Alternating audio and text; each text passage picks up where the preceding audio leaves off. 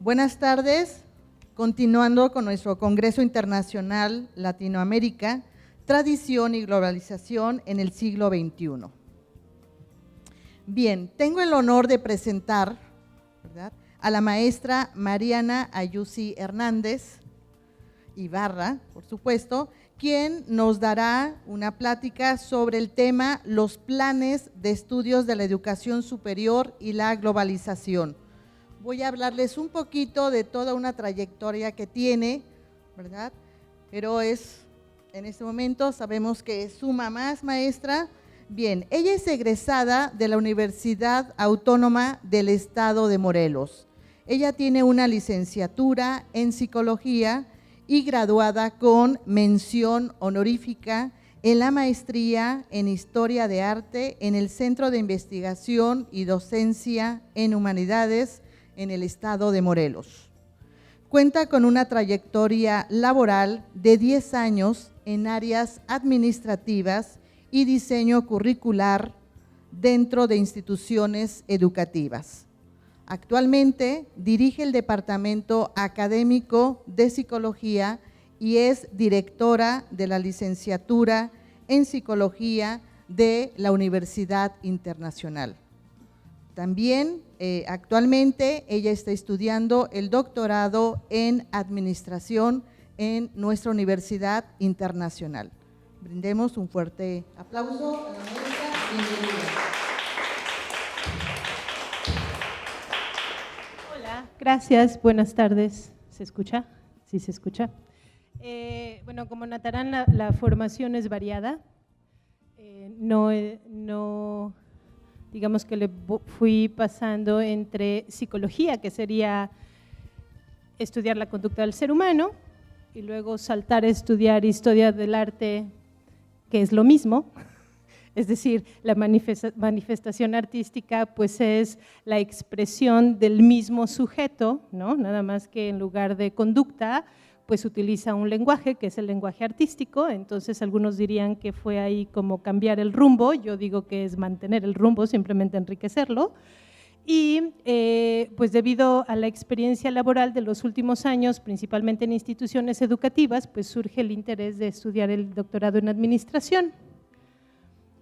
Y bueno, lo enriquecedor de esto es poder combinar como las diferentes lecturas o los diferentes enfoques para un mismo problema. Y de aquí es donde se conecta mi presentación del día de hoy. La intención no es descubrir ningún hilo negro, porque pues apenas estoy a inicios del doctorado, a lo mejor se descubre después el hilo negro, pero sí mi intención es proponer una reflexión. Como psicóloga, pues uno no, y digo, cualquier persona no deja de pensar, pero como psicóloga uno siempre trae ahí como el discurso psicológico y siempre uno lo está como aplicando en casi todo lo que ve. Estaba yo en una clase del doctorado con compañeros que están más afines a lo que es la administración y la contaduría y la ingeniería, etcétera. Y en algún momento estaban hablando de administración estratégica y recuerdo que alguno de ellos que trabaja en la industria automotriz de renombre aquí en México, y cuando estaban hablando respecto a una administración estratégica, el compañero comentó, bueno, sí, debemos de considerar cuáles son los costos fijos, los insumos, y utilizó un concepto para hacer referencia a esta medida contaminante que toda empresa genera, ¿no? O sea, toda empresa que genera un producto, pues va a generar pues contaminación en el aire, en el agua, de alguna forma, y hay un concepto, que ese todavía no me lo aprendo, pero hay un concepto que hace referencia a esta carga como ecológica o al costo ecológico que implica eso que están produciendo. Y el compañero comentó, bueno, sí, y eso, que bueno, entonces eso no importa tanto porque entonces estamos haciendo esto. Y ahí va la lectura de la psicóloga y sabe, espérate, ¿cómo que eso no importa tanto porque estamos haciendo eso? Así como no importa lo que contaminamos porque todas nuestras hojas son recicladas. Y entonces no me empató O sea, no me empató que en una clase de doctorado, siendo el 2018, con todos estos eventos de clima que estamos viviendo, que no tiene que ver con la normalidad, que de repente el costo ecológico sea como fácilmente reemplazado o resuelto o ignorado porque estás haciendo otra cosa. O simplemente me parece que para compensar todo ese daño ecológico que realizan, simplemente tienen que pagar más. Pero a mí lo que me hizo ruido es cómo es posible que en una clase de doctorado se mantenga ese discurso en el cual pues el medio ambiente o un problema real que estamos todos viviendo se queda en un segundo plano, así como, sí, pero de eso que se preocupen los ingenieros o los ambientalistas, ¿no? Y era como, me preocupó. Y de ahí surge la intención de ver, bueno, ¿cuál es la responsabilidad de las instituciones que están manejando, bueno, este nivel superior de estudios de maestría y posgrado, y que no se incluya este elemento tan importante que tiene que ver con la naturaleza, ¿no? O con nuestro futuro, o a lo mejor ya ni siquiera nuestro futuro, el futuro de sus hijos y de sus nietos, porque yo no tengo descendencia, pero ¿por qué razón eso no forma parte del plan de estudios, ¿no? Así como una materia de, a ver, salvemos al mundo 1, salvemos al mundo 2, ¿no? O por lo menos este discurso o una filosofía o algo que presente el problema como real, como ahí está, ¿no? O sea, vas a ser doctor en lo que quieras, pero ¿y tú qué hiciste por esto? Sí, en una clase lo revisamos y entonces nos dimos cuenta que lo único que tenías que hacer era pagar más. De ahí surge la inquietud. Y ya la siguiente parte se las leo, les di como el contexto para que vieran de dónde surgía pues esta intención de generar la reflexión. Esta participación tiene el objetivo de provocar una reflexión en torno a la participación del diseño curricular en la educación superior y de posgrado, en el proceso de globalización y sus efectos en la población mundial. Las principales características que nos definen como seres humanos, como lo son el uso de la razón, la creación y uso de un lenguaje, la construcción de un mundo simbólico y su confirmación en la construcción de una realidad tan compleja, solo es posible gracias a nuestro origen social. Este origen no se refiere únicamente a nuestra preferencia de estar integrados en diferentes grupos sociales, sino que la adquisición de las funciones cognitivas superiores, que son atención, memoria, lenguaje, pensamiento y aprendizaje, que nos diferencian del resto de los animales, surgen desde esa socialización. O sea, no es clase de psicología, pero sí les puedo explicar que gracias a la socialización es que pensamos. No pensamos así nada más porque nacemos, el contacto social es lo que nos permite pensar. Desde esta perspectiva, la educación tiene un enorme peso en la humanización de los sujetos, estimulando su pensamiento abstracto, sus habilidades sociales y su creatividad. Esto lo comenta un psicólogo ruso, Leontiev, ya fallecido. Para lograr el desarrollo ontológico como ser humano, es necesario se vaya integrando a diferentes niveles de educación correspondientes con el desarrollo cognitivo esperado para su edad. Una vez acreditados los niveles de primaria, secundaria y preparatoria, de acuerdo a los niveles educativos nacionales, el estudiante puede ingresar a realizar sus estudios universitarios. Para ello se asume que el estudiante ha logrado llegar al estadio de pensamiento abstracto propuesto por el Dr. Jean Piaget desde su teoría del desarrollo cognitivo. Este estadio incluye habilidades de pensamiento complejas, como lo es el análisis, la creación de hipótesis, el pensamiento abstracto, así como la creación de conocimiento desde una metodología casi científica.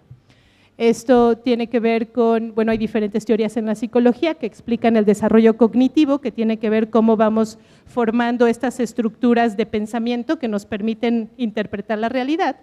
De los principales expositores es Jean Piaget, y él propone diferentes etapas, él le llama estadios. El último estadio, de acuerdo a Jean Piaget, porque luego ya sacaron otro estadio, es el estadio de pensamiento abstracto. ¿Qué significa? Que un sujeto adquiere, digamos, estas características en la creación de pensamiento similares a las que emplea el método científico. Es decir, cuando aplicamos ciencia, tenemos que generar una hipótesis, un objetivo, necesitamos un marco teórico, necesitamos referencias, necesitamos hacer análisis, deducción, etcétera, ¿no? Esas funciones cognitivas, Jean Piaget las identifica como son aquellas que un sujeto debe de tener en la adolescencia o lograr en la adolescencia. Cuando el sujeto entra en preparatoria y obviamente pues ya se espera en licenciatura, se asume que el sujeto tiene estas habilidades cognitivas complejas. Es lo que dice la teoría. Ya hace rato en la exposición de Helguera se pudieron haber retomado algunos puntos y verificar cómo en México eso no sucede, pero bueno. La creación de conocimiento no sucede en los estudios de nivel superior, o sea, en la creación de conocimiento sabemos que no se da en licenciatura, sino que requiere antes que el licenciado o ingeniero curse y se gradúe de estudios de maestría, que son estudios especializados en el área de su elección, pero que le exigirá el desarrollo de hábitos de estudio, de análisis y síntesis, de comunicación oral y escrita, además de un conocimiento práctico del método científico. O sea, suponemos que aquel licenciado o ingeniero que inicia estudios de maestría ya trae consigo pues ciertas habilidades cognitivas que pueden garantizar que pueda realizar esos estudios, que tenga ese nivel de análisis requerido, de lectura, de comprensión, etcétera. Eso es a nivel maestría. La experiencia que el estudiante adquiere de estos estudios se concentra en la creación de herramientas cognitivas y de investigación que le serán básicas y muy útiles para poder participar de forma apropiada en la creación de conocimiento nuevo que se propone con los estudios doctorales. En licenciatura no descubrimos ningún hilo negro. En realidad nos dedicamos a estudiar los hilos negros que ya se han dicho que están descubiertos. En la maestría nos especializamos en un hilo negro, ¿no? Y decimos, ok, toda nuestra atención va para acá. Y se supone que en un doctorado nosotros tendríamos que ser responsables de decir, ah, mira, un hilo negro. Pero para llegar a ese caminito, pues obviamente necesitamos un nivel de desarrollo cognitivo, ¿no? Que nos permita decir, ah, mira, este es un hilo negro. Cuando tú ves al chavo de licenciatura, pues todavía no tiene las herramientas cognitivas, así como su cabecita todavía no ha sido lo suficientemente como enriquecida o entrenada, claro que siempre hay sus excepciones, ¿no? Que les permitan así como hacer, crear nuevas teorías, ¿no? Se supone que en el doctorado sí. El diseño curricular, ahora entrando a lo que tiene que ver con el diseño curricular, por diseño curricular me refiero a la creación de planes de estudio. Una licenciatura, una maestría, un doctorado ante las instituciones, por ejemplo la SEP, la Universidad Internacional, por ejemplo, debe de crear un plan de estudio que son 2 documentos enormes. En un documento están todas las materias que propone la universidad para el caso de la licenciatura que se está sugiriendo. Se construyen las materias, los contenidos, el por qué abres esa carrera, se hacen estudios, se explican líneas de investigación, es decir, son documentos como muy, muy elaborados que se requieren para abrir licenciaturas y que ya después la SEP autoriza. A eso me refiero con diseño curricular. El diseño curricular es una etapa de la planeación educativa donde llegan a converger las respuestas a las necesidades que se hayan estado registrando como de mayor pertinencia en el área de estudio. Actualmente, el diseño requiere de una visión integradora con las características del entorno cultural, las necesidades sociales, su pertinencia social, el conocimiento científico más reciente, el conocimiento disciplinar más actualizado, la consideración de las normativas que se deben de cumplir, así como la consideración de lo que será el ejercicio profesional y la integración de la perspectiva humanista. ¿A qué me refiero con esto? Uno no puede salir de la nada y decir, ¡ay, se me ocurrió esta licenciatura! Pues no, haríamos una licenciatura en pasteles. lo que tenemos que hacer cada vez que proponemos una licenciatura es, bueno, revisar, bueno, cuál es la pertinencia de esa licenciatura, los contenidos van acorde, cuáles son los conocimientos que se están integrando, cuáles son las teorías, cuáles son las herramientas, etcétera. Y obviamente tendría que ser una licenciatura acorde a un contexto. Es decir, ¿qué tal que en México sacamos la licenciatura en egiptología? Pues ha de ser muy bonita, pero ¿por qué haces una licenciatura en egiptología en México? ¿No vives en Egipto? ¿Por qué no la haces en los mayas, en los aztecas, en los toltecas? ¿No? A eso me refiero con que tiene que haber una congruencia de contexto. No puedes, no sería lo mejor y obviamente te la rechazarían, una ingeniería en quema de materiales orgánicos. Pues no puedes hacer una ingeniería en eso porque no coincide con el contexto, con el momento histórico que estamos viviendo, etcétera. Entonces, ¿por qué si hay todos estos planes de estudio que se construyen siempre en coincidencia con un contexto social, histórico, científico, etcétera, ¿por qué no entran los efectos de la globalización? ¿Sí? O sea, si tú entras a cualquier clase de licenciatura en administración de empresas o de ingeniería, pues siempre hablan de producir más, y mejor, y mejor, y mejor, y más barato, y más barato, más barato. Ok, está bien, pues esos son los contenidos. Y lo otro, y el elefante, y la contaminación, y la pobreza, y la desigualdad, y ¿no? Como que, sí, pero es que eso no produce, va para acá. En realidad no vale la pena estudiar eso, no valdría la pena integrar esos contenidos en los planes de estudio. Es esa como falta de congruencia, ¿no? De que por un lado decimos, sí estamos muy preocupados, y sí se necesita educación, y eso que, y en la educación, ¿qué estás haciendo concretamente en un plan de estudios? Tienes una materia, porque, por ejemplo, en la carrera de psicología, obviamente tenemos una materia de ética, que es muy importante, y para este ciclo, para esta última revisión, la SEP nos exigió que incluyéramos una materia de bioética. Está fantástico, la incluimos. Eso sería como estar actualizado y acorde al momento histórico. ¿Y los ingenieros qué tienen?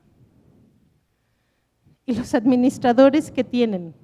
O sea, también tienen una materia que diga cuidado del medio ambiente, cómo eliminar la pobreza, ¿no? O sea, como esos temas no están incluidos y la pregunta es ¿por qué no? ¿No? Si se supone que la educación, que es, bueno, además de la dominación del instinto, pues también es la responsable de la socialización y la construcción de estas sociedades, ¿por qué razón no está ahí incluido esos temas? La construcción de planes de estudio integra los antecedentes disciplinares, nuestra realidad presente, así como una consideración de lo que pudiera suceder en el futuro. Desde el diseño curricular se están organizando los conocimientos y a sus expertos. Se está definiendo la perspectiva, los valores y las metas que sus estudiantes se aprenderán y socializarán. El panorama actual para el estudio y aplicación de conocimientos incluye temas como el desarrollo tecnológico, la globalización, la urgencia de lograr un desarrollo sostenible, la protección vital del medio ambiente, atender las diversas problemáticas sociales, la competitividad y responsabilidad social de las industrias, por mencionar los más relevantes. Las universidades e instituciones de educación de posgrado tienen el compromiso de incluir las nociones anteriormente mencionadas en el diseño curricular de sus planes de estudio. Los futuros maestros o doctores que en algún momento podrían estar a cargo de tomas de decisiones importantes en el devenir mundial, desde sus diferentes puestos de trabajo, tendrían que tener siempre una perspectiva sobre el impacto mundial de sus disposiciones. Las últimas décadas del siglo XX fueron testigos de un nuevo proceso económico, social y cultural, ahora conocido como globalización, que impulsó el crecimiento del comercio internacional, la creación de empresas transnacionales, la minimización de los gobiernos en las transacciones comerciales, el surgimiento de conductas proteccionistas dentro del comercio, así como el aumento en el tránsito de personas entre países y de tecnologías de la comunicación que facilita el contacto entre personas, por mencionar alguna de ellas.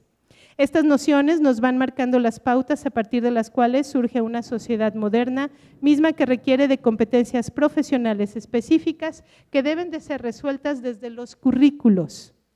Algunas de estas competencias son capacidad de análisis, síntesis y adaptación, apreciación de la diversidad y multiculturalidad, compromiso ético, capacidad para generar nuevas ideas, entre otras.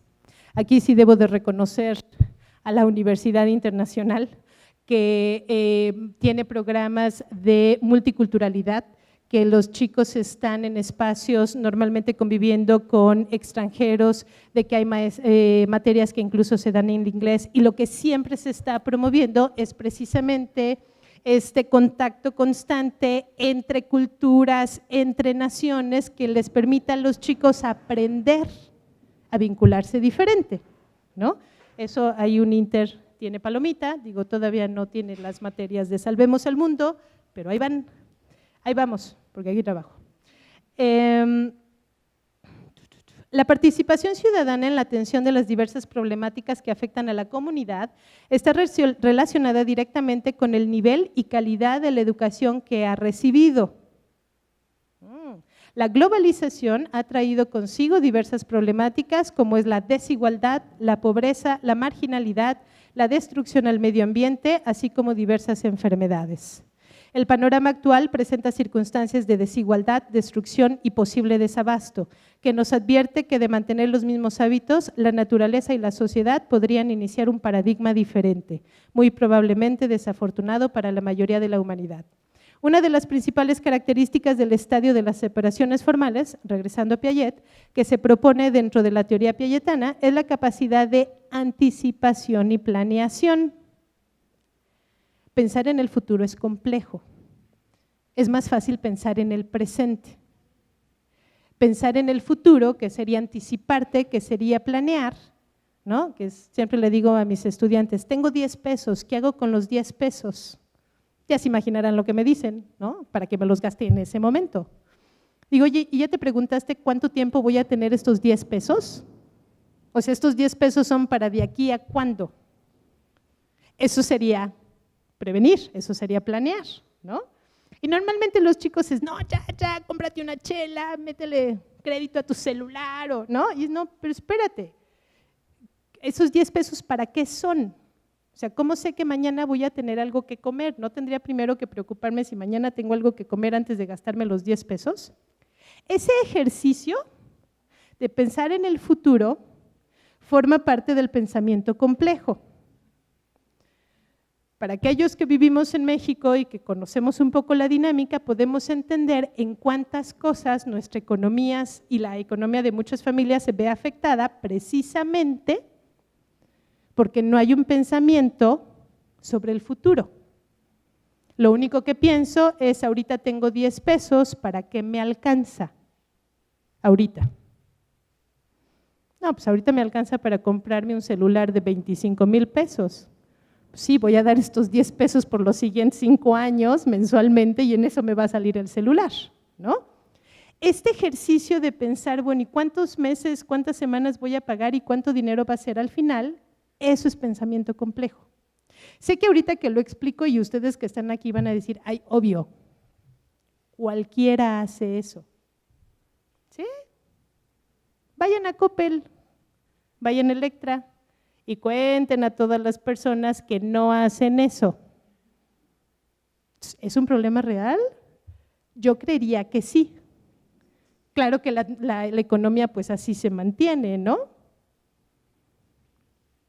Si no les enseñas a las personas el pensamiento complejo, pues van a seguir manteniendo conductas que son conductas de un pensamiento como más infantil. Entonces puedo ir a Coppel y comprarme un celular que valga en realidad 3,000 pesos y lo pague en 25. No sé si me estoy, como si estoy explicando bien el tema. La globalización ha traído consigo, esto ya lo dije, el panorama actual presenta, eso también, una de las principales características del estadio de las operaciones formales, es el futuro, pero que se podría advertir mediante el análisis de factores pasados y presentes, es lo que nos ha permitido como humanidad construir un sinfín de métodos, procedimientos, técnicas y estrategias, resultado de esa capacidad cognitiva. Para que uno pueda generar un pensamiento respecto al futuro, pues obviamente lo que necesitamos son contenidos previos, ¿no? Es decir, yo para que sepa que no es una muy buena decisión tal vez comprar mi celular en Coppel, ¿cómo llego a esa conclusión? Pues porque ya lo pensé, ya lo revisé, ya me pasó una vez, ya hice cuentas, ya sé sumar, ya sé multiplicar, ya vi cuánto cuesta en otro lugar el celular, ya vi cuál es la dinámica, o sea, necesito como mucha información previa para poder generar ese tipo de pensamiento. No es así que surja de la nada. Así como desde hace miles de años hemos estado construyéndonos como especie un sinnúmero de herramientas, instrumentos, conceptos, teorías, entre muchos otros productos concretos o abstractos para facilitarnos nuestra supervivencia, de igual forma podemos construir actualmente productos abstractos que permitan la generación de nuevos especialistas. Dichos especialistas, conscientes del presente y del posible futuro, podrían dirigir sus recursos intelectuales y físicos para lograr un desarrollo sustentable como una forma de contrapeso ante la globalización que domina los mercados. Sería desde la construcción de conocimiento nuevos, como los conocimientos doctorales, por ejemplo, que se podrían comenzar a diseñar los nuevos discursos que contribuyan al rescate ambiental y social. Es decir, lo que propongo es… la reflexión a la que invito es a revisar en realidad de qué forma estos problemas reales, actuales, que tienen que ver con nuestro futuro, en realidad se están tratando desde la academia. Yo no creo que tanto, ¿no? O sea, es como mucho pensar el ahorita, qué pasó antes, por ahí habrá algunas licenciaturas o ingenierías que hayan proyecciones, pero entonces la atención de todos estos problemas se concentra en estas áreas de estudio especializadas, cuando es un problema de todos. O sea, yo como psicóloga estoy involucrada en participar en resolver ese problema que se viene, por supuesto. Y el comunicólogo también, por supuesto, y el artista también, por supuesto. Tendría que ser un trabajo de todos. Entonces, cuando el compañero en la clase de doctorado dice, sí, pero la parte esta del costo ambiental no importa porque ya estamos haciendo esto, yo pienso, ¿y él no tiene hijos? ¿No está pensando en sus hijos? O sea que cuando su hijo tenga asma, ¿qué va a decir? Sí, pero tenemos esto. ¿No? O sea, son como esas preguntas que creo que no siempre consideramos y que dejamos de lado, y que me llamó la atención, ¿no? Y entonces fue como la oportunidad de compartirlo, a ver si eventualmente pues sucede algo, ¿no? Porque mucho de lo que podemos hacer es por nuestra propia iniciativa, pero así que digas, bueno, ¿y académicamente hay algo? Eso sería todo. Muchas gracias.